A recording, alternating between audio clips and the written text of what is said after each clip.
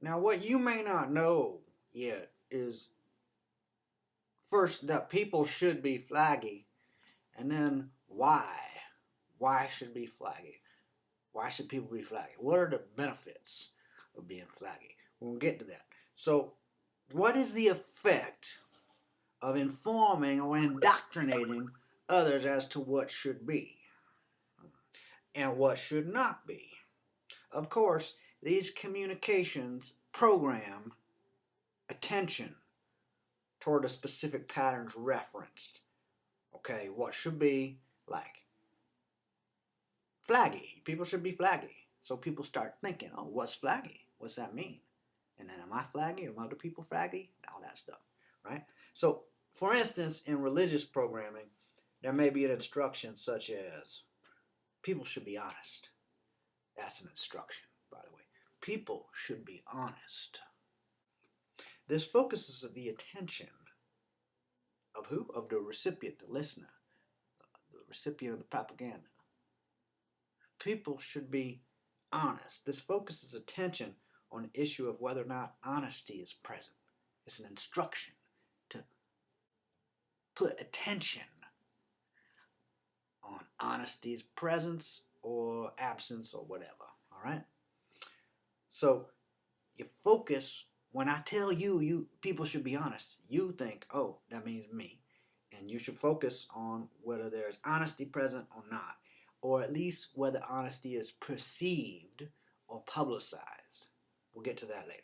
Of course, the word honest, I haven't defined it yet. You may be familiar with that word, honest. You may already know that word. But the word honest has not been defined yet in the above instructions. So if I tell people that people should be honest, and then I explain what honest means, then they're going to fit that right into whatever I just said. You understand? So let's use an even more revealing example. People should be flaggy. You have to say it like with, you know what I mean? Well, you don't have to say it like that, but if somebody does say it like, hey, people should be flaggy, then it's very much more, kind of traumatic, basically, dramatic, traumatic, whatever. It's like makes an impression. So you want to make an impression when you're telling people that they should be flaggy. Don't be like, well, people should be flaggy. That's kind of boringful. Don't want to be so boringful. Be more like, people should be flaggy. Okay, be sincere, or at least appear to be sincere. All right, we'll get back to that. So the point is that I just made up the word flaggy. Actually, I just made it up. I didn't learn it from somebody else, like honest or sincere. I learned those. Flaggy, I just made up. It was like, there's a word flag, we just made the word flaggy. Okay. So now, even without knowing whether or not people are flaggy or not, we may now be interested in learning what flaggy is, so we can be that way that people should be, or at least do those things that would predictably result in us appearing flaggy to other people. We may also be interested in identifying when other people are not flaggy. A breakdown in flagginess right there. So that we can point out their lack of flagginess and establish ourselves as all the more flaggy. Perhaps even the most flaggy. At least more flaggy relative to those extremely unflaggish folks, which we then point out how unflaggish they are. Maybe not directly to them, but maybe so. If someone suggests that I am not flaggy, I may withdraw from them. I may accuse them of being even less flaggy than I am, or simply target silencing them and their allegations of my unflagginess, which are better silenced. So one way to silence them would be to kill them. So that's the kind of things that go on with this whole construction of what should be. People should be flaggy and all that stuff. It's all based around what should be. So I may, if somebody, suggest that I am not flaggy. Another thing I might do is I may thank them for pointing out my unflagginess. Oh my gosh, I had a lapse in unflagginess. I'm so sorry. And thank you for pointing that out. I apologize for that isolated incident of unflagginess. And then I might publicly do some things that are very flaggy, or at least, look very flaggy. All right. So by constructing models of how people should be, the rulers or propagandists inform groups as to how the recipients of the propaganda should be. Like you should be flaggy. Right. So the instruction, people should be flaggy, is actually not really about other people. It's about the recipient of the propaganda and how that recipient should be. It's programming for how they will be in the future.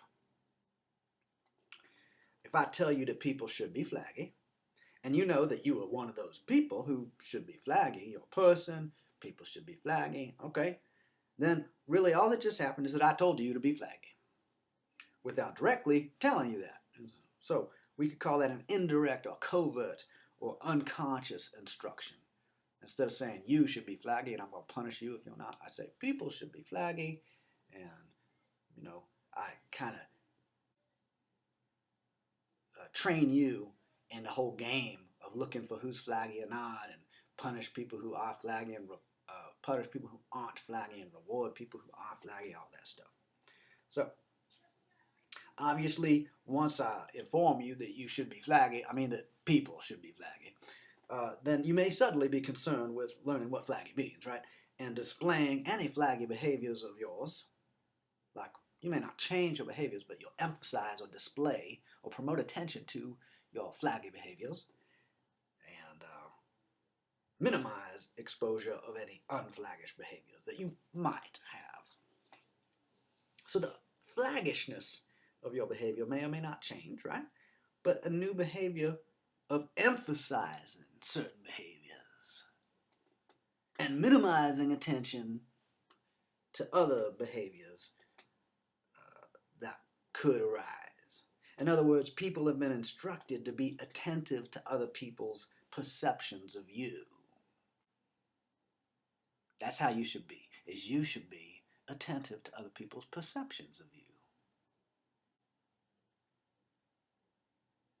You should be flaggy.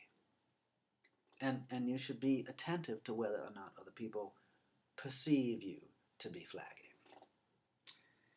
So, people should be flaggy means you should present yourself as flaggy and show your conformity to the bias towards flaggishness by criticizing people who are unflaggy, unflaggish, or otherwise lacking in flagginess. Even people who are disloyal to the ideal of flaggishness must be crushed or criticized or punished or whatever. So you may want to join campaigns for the promotion of flaggishness. You may insist that politicians be more flaggy. In particular, as well as the media, they should be more flaggy. And also, notable people in distant countries, they should be more flaggy. They should be flaggy too, because they are people and people should be flaggy. In fact, you may eventually presume that all people, unless proven otherwise, are inherently flaggy, or maybe inherently unflaggy and need to develop in flagginess, whichever. Because people should be flaggy. So you're going to have, it's a big deal, right? Not only should you focus on the issue of whether other people perceive you to be flaggy, or you, but you should perceive other people, at least those close or dear to you, to be flaggy. It's only polite. Anything less would be to invite conflict or guilt by association, because if people near and close to you are flaggy, that makes you look a little bit suspect in terms of your dedication and loyalty to flagginess. Never thought of that. Now, not only do we focus on attention on whether or not other people perceive us individually to be flaggy, but whether they perceive our friends and business associates to be flaggy, even our political party or our country. Our political party is the most flaggy of all, and so is our government and our whole country. Every single person in this country, on average, is more flaggy than all of the rest of humanity combined, on average. And my very flaggy friends, they're the most flaggy people on the planet.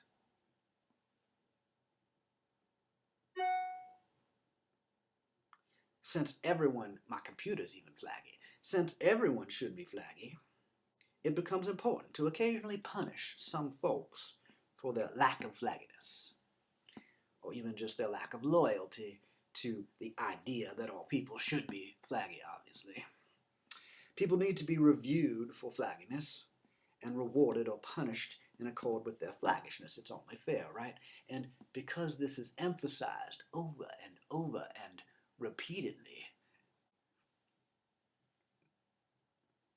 people just accept it. People should be flaggy. What does flaggy mean? Whatever they're told that it means. Isn't that interesting? So flaggishness becomes the great moral issue of a culture, of a time, of a movement. Our great triumph is our flaggishness. And our pride is that some people are not as flaggy as we are. At least not as flaggy as me personally. As an individual, I emphasize how flaggy I am. And I emphasize how other particular individuals are not as flaggy as me. In business, I emphasize how other businesses are not as flaggy as my business. In politics, I emphasize how other political groups are not as flaggy as my political group. The superior flaggishness of my group is how it should be. People should be flaggy like I am, and like my group, and like my business, and so forth. In religion, I emphasize how other religious groups, so-called religious groups, are relatively less flaggy, if at all flaggy, relatively less flaggy than my religious group. I get confused sometimes. Or even, how some of those religions are anti-flaggy. Yeah. That my emphasis of how unflaggy and anti-flaggy some of those groups are, it's just horrible. It's shocking. That emphasis, it establishes how loyal and dedicated and interested I am in flaggishness, by which I mean other people's perceptions of me. I mean, that's not what flaggishness means. We'll get to that later. Okay. All of this proves my loyalty to the idea that people should be flaggy. My loyalty proves that I am flaggy because I'm loyal to the idea that people should be flaggy like other people. And me too. All people should be flaggy. After all, convincing everyone I encounter that a few other people in particular are not flaggy enough. That is the absolute pinnacle of flagginess. It is very flaggy of me to monitor the flagginess of other people, the alleged flagginess of other people, and to condemn them for unflaggish behaviors. Our conversations may center on the breakdowns in flaggishness on the part of our spouses or our co-workers or our competitors or the enemies of our religion or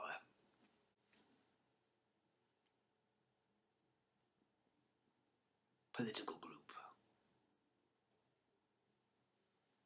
The unflaggish ones, the anti-flaggists. Why? Because everyone wants to be perceived not as just somewhat flaggish, but the most flaggy. In a couple, only one of the two people can be the most flaggy. Obviously, it's me.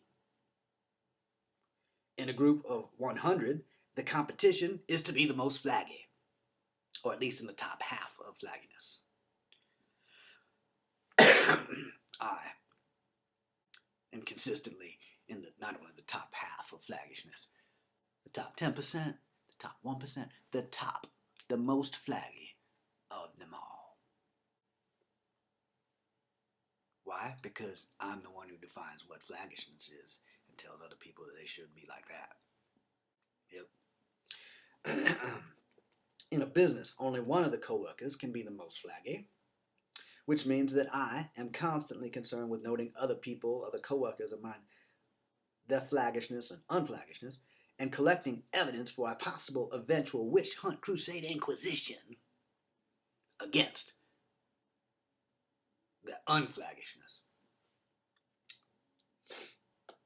Obviously, the more that someone knows about any unflaggishness on my part, if any were to exist, the less urgency I might have to publicizing any unflaggishness on their part. But of course, I would expose their unflaggishness if my flaggishness were an issue. The best proof of my flaggishness, of course, is my willingness to condemn others for their lack of flaggishness. The better that I am at gathering evidence of flaggishness or unflaggishness, and the more diplomatic, not democratic, the more diplomatic that I am in leveraging that knowledge, the more loyalty I can expect from other people who may be aware of some minor unflagginess on my part. Isolated instance, of course, very minor, probably resulting from just my association with other people who are unflagging. I just didn't know about it at the time. I was involved innocently. Once I found out, I was like, thank you for so much for letting me know about the unflagginess of those other political groups and religions and stuff. Oh, phew.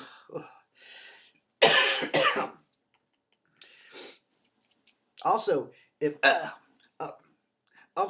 if our business is competing with other businesses, I loyally point out how flaggy the competitors are not and how flaggy we are as a business. Now, yes, that's just the same people I criticize my coworkers for unflaggishness immediately thereafter in a different context. I now suddenly champion our superior flaggishness. If the comparison is no longer against me personally, but against the entire group of which I'm a part, because, again, I want my group to be perceived as the most flaggish. It's natural. I mean, after all, I'm in the group. Therefore, it must be the most flaggish of them all. Now, not only is my country the most flaggish by far, with the most flaggish history and the most flaggish current champions of flaggishness, but we are also, here in our country, very concerned about getting more flaggy and staying flaggy, and so on, including condemning the horrible crisis in flagginess that is just now rising newly. That is because we are so flaggy that we are so concerned about continuing to be, or at least appear to be, flaggy. You understand?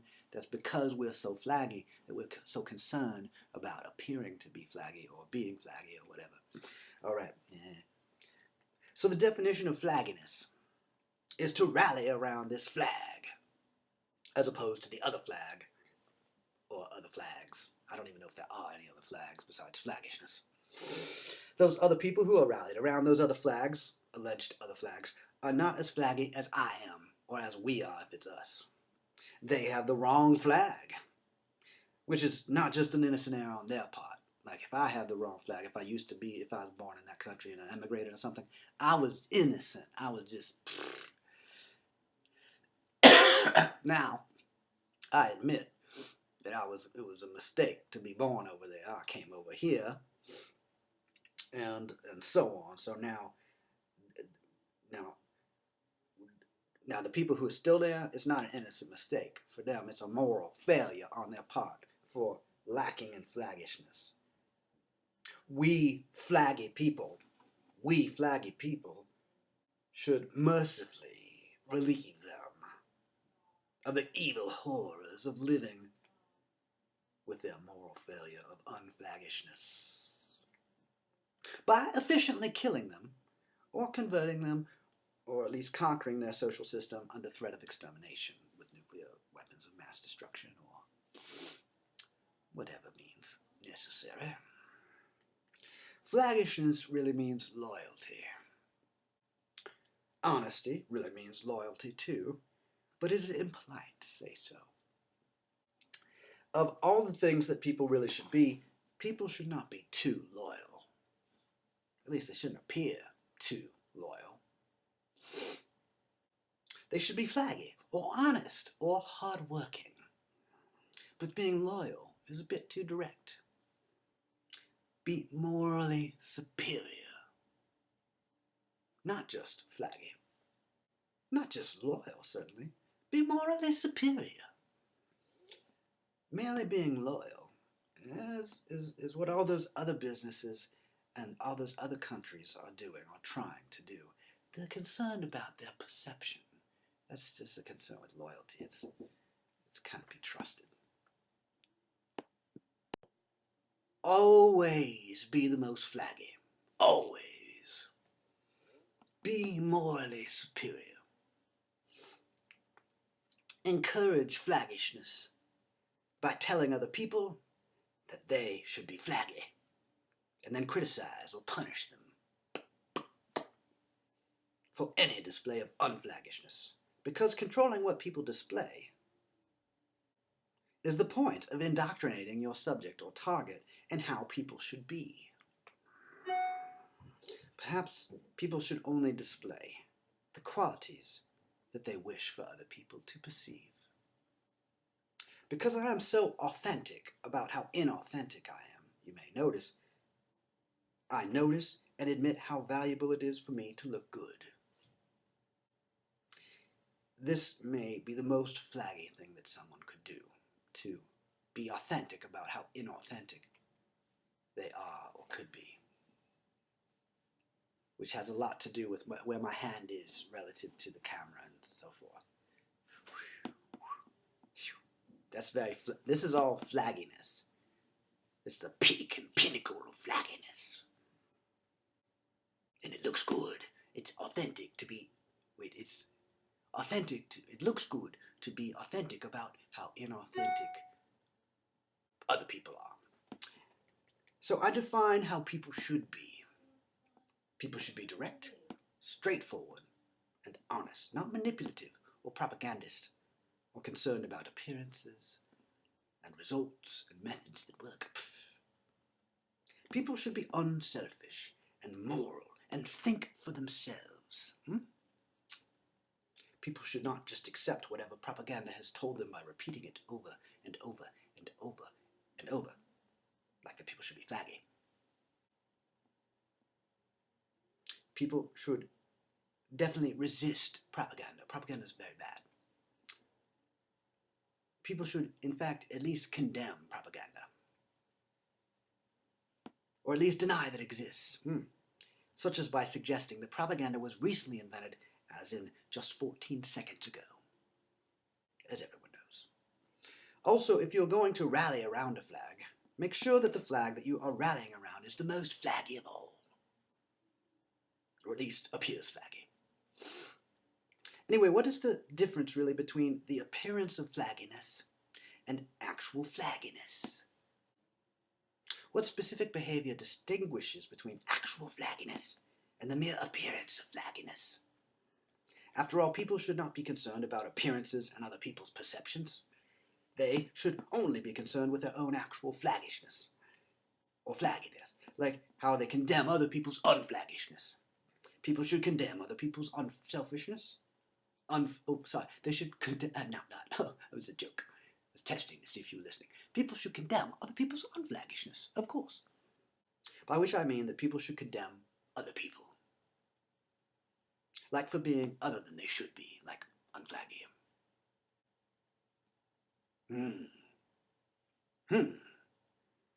Further, people should be concerned about condemning other people, but not directly to those people. That's just impolite, unless you have power over them and you're going to stone them to death or something. So that could be a safety issue to directly condemn people directly to them. Condemn others safely, like from a safe distance and among other people who can safely join in the condemnation against spouses like that. You know, unflaggy ones, the unflaggy spouses. Let's condemn them together. We'll get together and condemn unflaggy spouses. Or bosses like that. We'll get together and we'll condemn the unflaggy bosses. Or let's condemn the politicians like that. Let's condemn the unflaggy politicians. We'll get together and we'll condemn them. It'll be great fun. And of course, let's get together and condemn flags like that. The unflaggy flags. We'll condemn them for being so unflaggy. Or at least not as flaggy as our flag. Thank you for your flaggishness. I wish you an absolutely flaggy day. And may God flag us all. And I just noticed that I began this with a southern accent, and now I have a British accent. Maybe it's a South Britain. I don't know. Anyway, however that works, sort it out. And don't be so unflaggy.